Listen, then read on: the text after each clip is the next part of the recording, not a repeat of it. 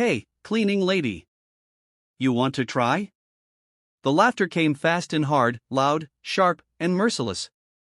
It wasn't the kind of casual chuckle you toss out during a funny moment. No, this was pointed, ugly. A wave of noise that washed over the dojo like a slap. Heads turned, smirks formed, fingers pointed. She thinks she's tough just 'cause she pushes a mop. Maybe she'll clean the mat with herself. She probably thinks karate is a detergent. The jokes kept coming. Students nudged each other. Parents chuckled. Even a few instructors laughed behind cupped hands. All eyes were now locked on Maya Williams. She stood frozen, her mop still wet and dripping onto the blue vinyl flooring. The gray cleaning shirt hung slightly too loose on her lean frame. Her dark brown hands gripped the mop handle tighter, not out of fear, but restraint. Her shoulders squared up slowly, but her chin stayed lowered. The brim of her faded baseball cap shadowing her face. At that moment, Maya wasn't just ignored. She was dismissed, mocked, reduced to a joke on the very floor she cleaned every day.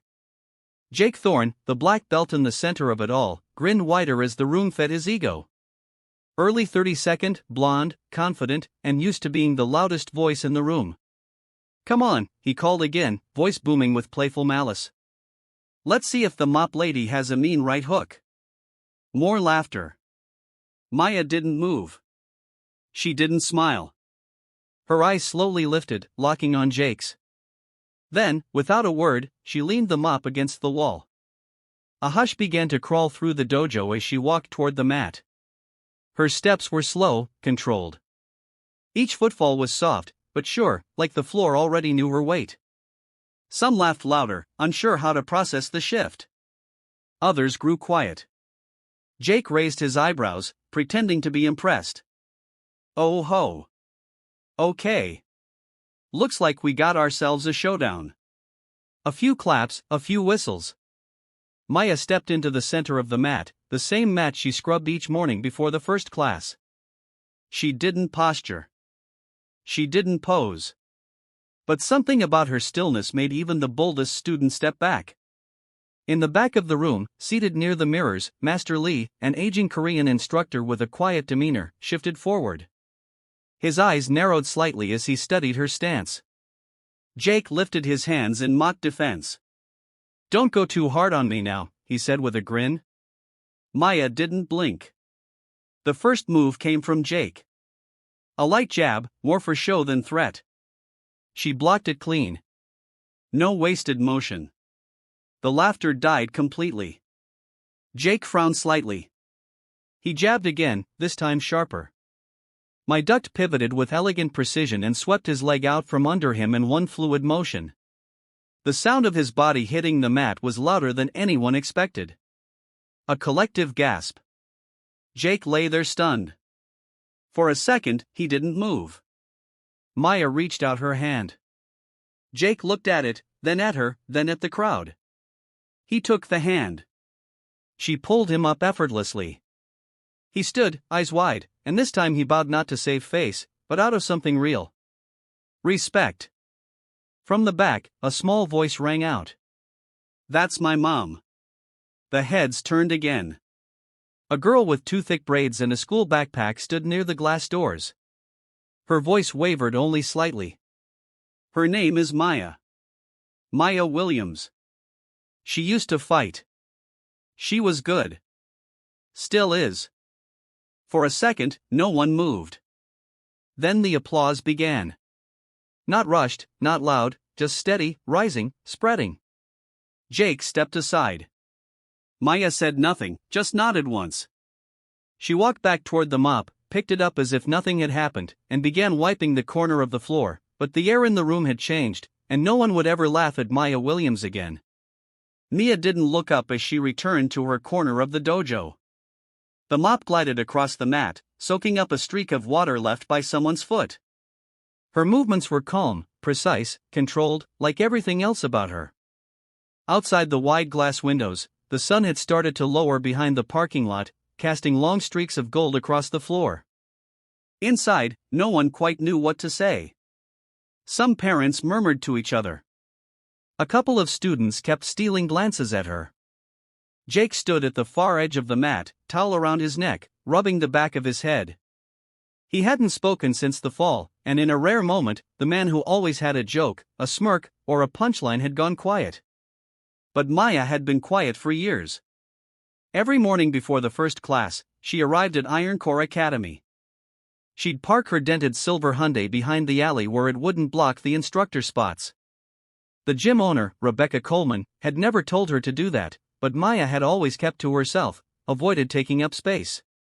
She entered through the back door with her key card, brewed the first pot of coffee for the staff, and started sweeping.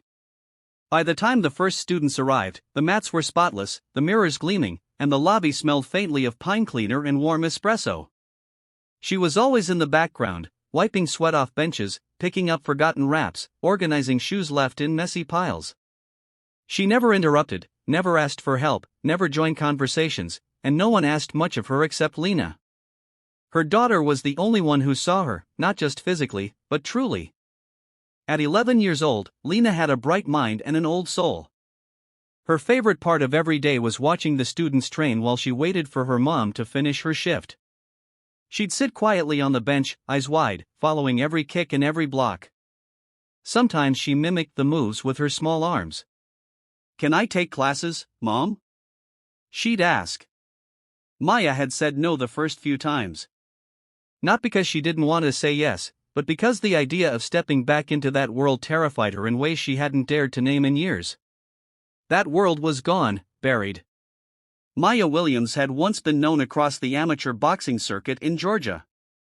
In the early 2002, she held her own in matches that often made local papers. She'd fought in smoky gyms in crowded rec centers, often with borrowed gloves and bruised knuckles. They called her Quiet Storm, for the way she fought, silent, precise, devastating. Then came Roy. He was her coach first, then her boyfriend, then something worse. It started with his temper, then his jealousy, then the bruises no one asked about. She stayed because that's what women like her were taught to do. Be strong, endure, not complain. But she'd left the night Lena was born. Left everything, the gym, the trophies, the name she'd made for herself. She ran with a newborn in her arms and a duffel bag full of diapers and cash tips she'd saved working nights at a diner. That was over a decade ago. Since then, she'd kept her world small, clean apartments, pick up Lena from school, read books from the library, pay cash for groceries, no fights, no gyms, no noise until Iron Core Academy. It had started as just a job. She'd heard about the opening through her church, cleaning shifts early mornings and evenings. The pay wasn't much, but the schedule worked and the location was safe. She never expected to feel anything when she walked through the doors that first day. But something in the sound of the pads being hit, the smell of the sweat and foam, the sharp bark of instructors' commands, it stirred something old in her chest. So, she stayed. She never told anyone who she'd been. Not because she was ashamed, but because she knew how people treated stories that didn't fit their expectations. No one ever asked the cleaning lady if she had once been a contender until today. She glanced at the mirror now, seeing her reflection in the fading light. She looked older. Of course, she did. The soft skin around her eyes had given way to lines of long nights and quiet pain. Her shoulders weren't as broad. Her waist wasn't as trim, but the stance that still lived in her bones. The mop slid back into the closet. She checked the time. 5:48 p.m. Lena's after-school reading program ended at 6 o'clock. Maya moved toward the door, her steps unhurried. She didn't need to stay and answer questions. The moment had already spoken louder than anything she could have said. As she walked toward the parking lot, she heard soft footsteps behind her. Maya. She turned. It was Master Lee. He bowed slightly. That was remarkable. Maya nodded. Thank you, sir. I had not seen that footwork since my days in Seoul, he said with a small smile. I did not know we had a warrior here. I'm not that anymore, Maya said gently. The old man studied her. Maybe not with titles or belts, but with silence and strength. You still carry it. Before she could reply, a familiar voice called from down the sidewalk. Mom, high against the stained glass. Some women cried openly. Others stood with fists over hearts. Backstage, the MC hugged her tightly. You didn't just speak, you restored something. Mia smiled, trembling a little. Thank you. That night in the hotel room, Mia FaceTimed Lena. You were so cool. Lena squealed, waving the tablet excitedly. Everyone in class was watching the live stream. Miss Coleman made them write reflections. After Maya laughed, overwhelmed. I missed you today. I'm proud of you, Lena said, like big time. Mia touched the screen where her daughter's face glowed. I couldn't have done it without you. Lena grinned. After they hung up, Mia stood at the window. Chicago's skyline glowed in distant halos. Her reflection hovered faintly against the glass. This time, she didn't look away. No makeup, no filters, just Maya. Seen, heard. Enough. She didn't need a fight to feel powerful anymore. She only needed truth. And she had just spoken hers to the world. Maya returned to Atlanta under a cloudless evening sky. The air warm with the promise of summer. She walked through the front doors of Iron Core Academy like a traveler coming home after an unexpected journey.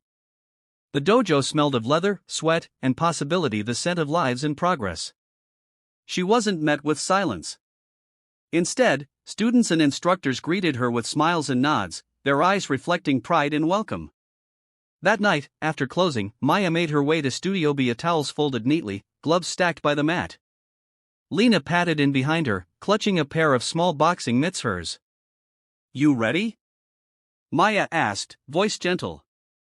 Lena nodded, stepping onto the mat beside her mom. They moved through warm-up drills, skips, shadowboxing, footwork shoulder to shoulder. The mirror reflected their brown skin, their quiet determination, their shared history in motion. As they trained, Master Lee entered quietly and stood in the back, arms folded, observing. Rebecca stepped in after, her presence steady and encouraging. Jake lingered by the doorway, arms crossed but relaxed, camera in hand, ready to document, not promote. When Maya shifted to pad work, calling combinations and correcting Lena's stance, the world felt right. Not perfect, but honest. Left jab, left cross, right uppercut.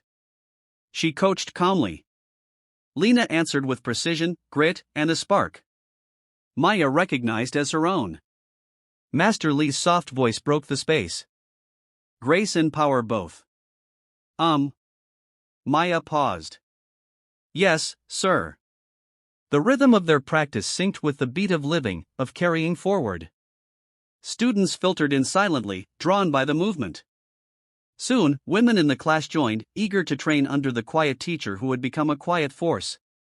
They finished with a ladder drill.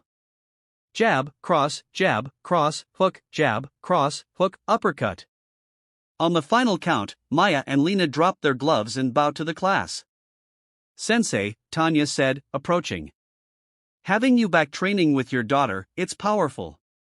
Maya looked at Lena, whose eyes glowed. I'm passing it on, she whispered. Later, after everyone left, Maya and Lena sat on the bleachers, towels around shoulders. I want to earn a belt, Lena said. Mia smiled. You will, but first earn the respect of your own fists. Lena nodded, leaning her head on Maya's shoulder. When Rebecca joined them, she handed Maya a small box, their new instructor belt, black with a silver stripe. We've ordered these for both of you, she said. Parents requested mother-daughter belts to match. I figured, why not? Tears prickled Maya's eyes. She opened the box and touched the belt's satin edge. They're ours, she said. Rebecca nodded. You built this, you and your daughter, together. Jake appeared with his phone again. Got it on video? He asked, motioning to the moment. Maya laughed softly. You can keep the footage, but let's keep what matters between us. He looked taken aback, but then nodded. Understood. They all stood, the studio lights low and warm. For a moment, the four of them, Maya, Lena, Rebecca, and Jake, stood quiet. A family forged by sweat and trust. Maya tied the belt around her waist, then reached for Lena's small one. She knelt and helped her daughter fasten it. Their eyes met in the mirror. No words needed. The old belt, once hidden in a dusty closet, found new purpose, and the new one, bright and fresh, marked the beginning. Together they stepped off the mat. New blood, old strength, one belt, many meanings. The next morning, a crisp envelope arrived in the mailbox of Iron Core Academy. It was addressed simply to Maya Williams. Rebecca found it and walked it inside with a curious expression, handing it to Maya, who stood by the front desk, organizing schedules for the upcoming week. Maya opened it slowly. Inside was a single page cream-colored with the letterhead of the Georgia Department of Education. As her eyes scanned the content, her breath caught in her throat. "You okay?" Rebecca asked, sensing the shift in Maya's energy. Mia looked up, voice soft. "They want me to speak? Not just one event. They want to develop a curriculum. Self-defense and dignity taught in public schools." Rebecca blinked. "Wait, a statewide program?" They said the footage from Chicago reached a board member's daughter. She showed her class. It went viral. They think it could be a movement. Rebecca grabbed a chair. "Maya, this is incredible." But Maya didn't smile yet. Her fingers traced the paper's edge. "It's big. Bigger than I imagined, and I don't know if I'm ready for that much reach." Rebecca leaned in. "This isn't just about you anymore. It's about every girl like Lena. Every woman who thinks she's invisible. You lit the match.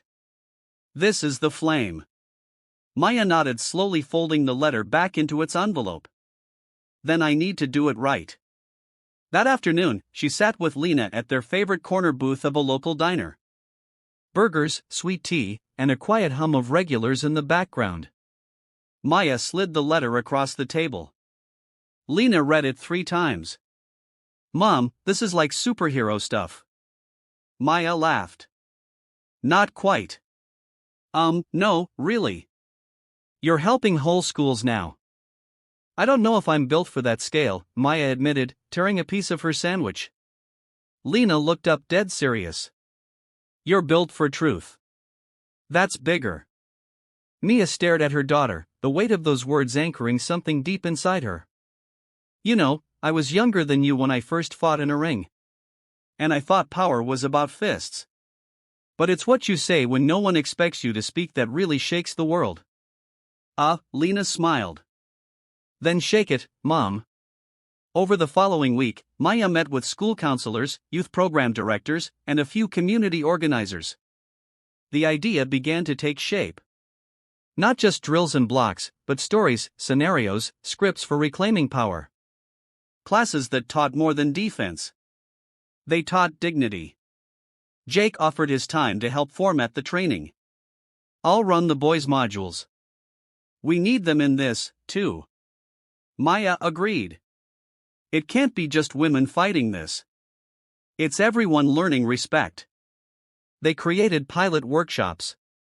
One for middle school girls, one for boys, and another for parents. Interactive real talk sessions built from lived experience. Iron Core Academy transformed into more than a dojo. It became a hub, a safe house for rediscovery.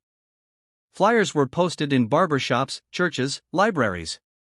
The response was overwhelming. One evening after wrapping a workshop, Maya found Master Lee sitting alone near the back wall. The lights were dimmed and soft jazz played through the speakers. "You're building something strong," he said without looking up. Maya sat beside him. "Stronger than me," he nodded. "That's what legacy is. Not what you hold, what you leave." She turned to him, voice quiet. "You knew this would happen?" "No," he said. "But I knew who you were when you forgot." "That's what teachers do." Tears prickled behind her eyes. "Thank you, sir." He stood slowly, bowing. "Thank yourself. You came back." That weekend, Maya stood before her newest class. A mix of teenagers and their parents. She opened the session with a question. What's one thing you've been told you couldn't do? One by one, voices emerged. Speak up. Lead. Walk alone at night. Be loud. Say no. She nodded, letting the words hang. Today, she said. We train for more than muscle. We train for memory. We train to rewrite what you've been told. And they began palm strikes, ground stances, roleplay, daya. But what echoed most was the room's spirit. Not just movement, but belief. As the sun set outside the academy, the mat pulsed with the rhythm of reclaiming. Maya looked at Lena, standing tall at the front row, gloves ready, eyes steady, and she smiled. The fight wasn't behind them. It was ahead. And this time, they were ready. The morning sun sliced through the blinds of Maya's office, casting stripes of light that trembled against the floorboards. The quiet hum of Iron Core Academy filtered through the walls, students warming up, instructors briefing their classes, the unmistakable squeak of tennis shoes on mats. But today, the academy buzzed with a different energy, anticipation. A local news crew was scheduled to film a segment on the partnership between Iron Core and the Georgia public school system, highlighting the pilot self-defense curriculum Maya had helped launch. The story was meant to focus on empowerment, dignity, and youth resilience, a narrative few reporters could pull off without glossing over deeper issues. Maya sat at her desk, sipping coffee, reviewing the talking points she'd spent late nights crafting, her past, the discovery of rekindled purpose, the need for respect across all communities. Lena peeked in wide-eyed behind a hairbrush used as a makeshift microphone. Mom, you sound fancy. Ma smiled, ruffling her daughter's curls. Let's just say I talk like I believe what I'm saying. Jake arrived moments later, carrying camera equipment. Are you lead ready? He asked quietly, glancing at Ma's notes. She nodded. Yes, more than ever, the cameraman lit the space, and soon they were recording. Maya stood by the training mats, her posture calm, feet shoulder-width apart, solid, grounded. The reporter, a soft-spoken woman in her 40s named Rachel Taylor, asked fair, honest questions. Maya answered with clarity and heart, the purpose behind her movement, the lessons her daughter taught her, and what dignity meant in practice, not just theory. When Rachel asked, "What's next for you, Maya?" More workshops, wider reach. Maya held her gaze steady. What's next isn't bigger places or louder stages, she said. It's deeper roots. It's one teen, regardless of gender or background, learning their scene. It's one mother knowing she doesn't have to disappear to keep her children safe. It's every classroom knowing fear doesn't have to define you. The cameraman nodded. They finished gathering their gear and promised to share the final edit soon. Maya exhaled, relief mingling with resolve. Another step, another platform, but still sculpted on her terms. Later that afternoon, Rebecca called Maya over to the lobby window.